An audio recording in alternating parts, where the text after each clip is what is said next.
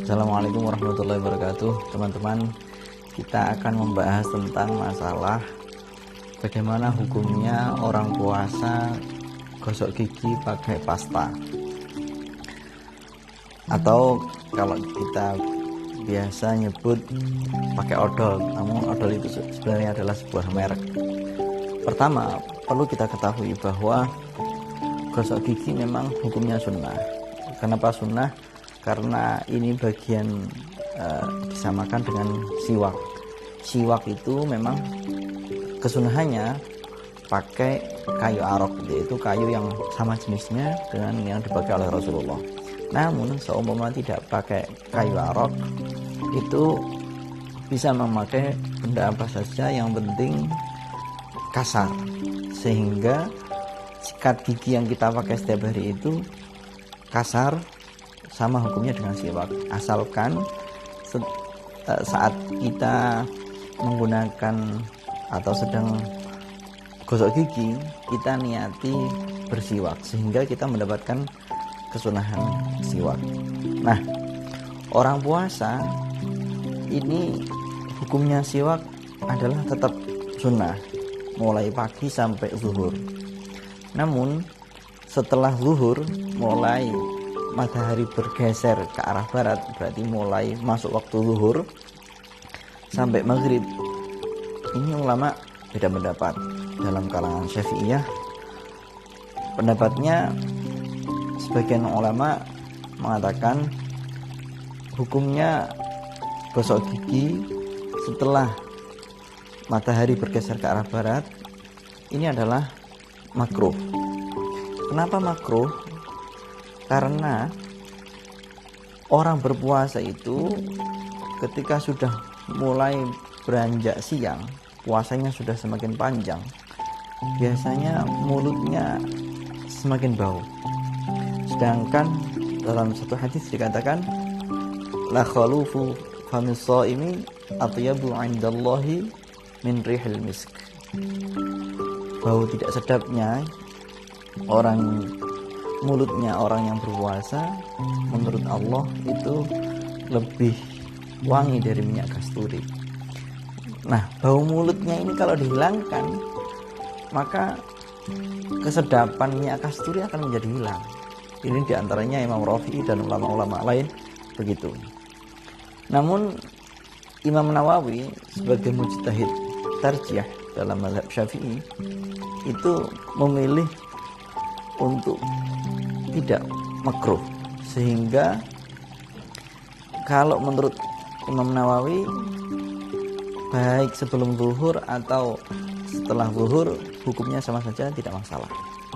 Ini baik siwak atau pakai sebelum atau setelah zuhur. Nah, bagaimana kalau saat kita gosok gigi ini memakai pasta? Kita tahu pasta ini ada bendanya, ada rasanya. Imam Nawawi mengatakan, seumpama ada orang bersiwak, kemudian kita tahu dulu siwak itu pakai kayu arok misalnya, ujungnya itu biasa kayak pecah begitu supaya nanti bisa membersihkan gigi. Nah, pecahan kayu ini misalnya ada yang lepas di dalam mulut, atau seumpama kayu ini ada airnya, sebelum digunakan dicelupkan ke air dulu, pas dibuat untuk siwakan ada air yang tertinggal atau kayunya ada pecahan kecil yang tertinggal di dalam mulut, kemudian ketelan secara tidak sengaja, ini membatalkan wudu, membatalkan puasa, mohon maaf. Nah, karena apa?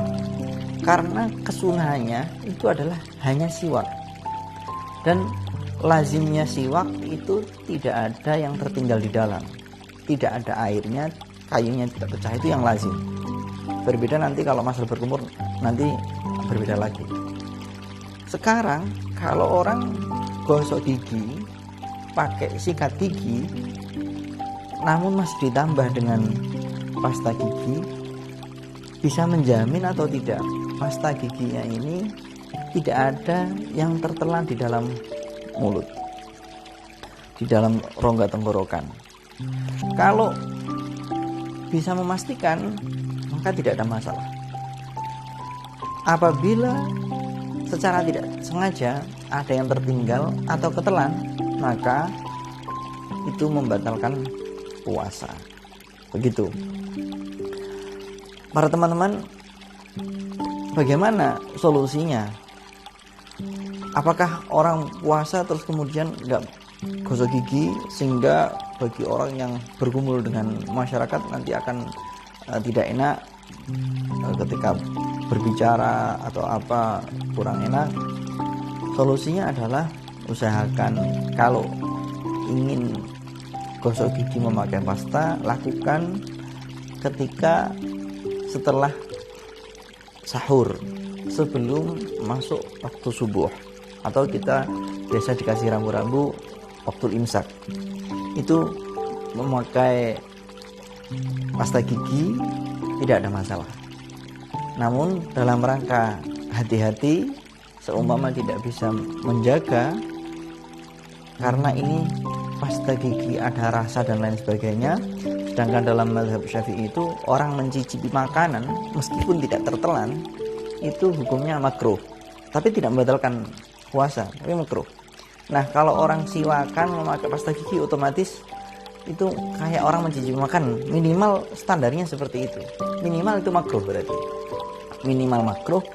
Resikonya akan membatalkan puasa jika ada yang tertelan.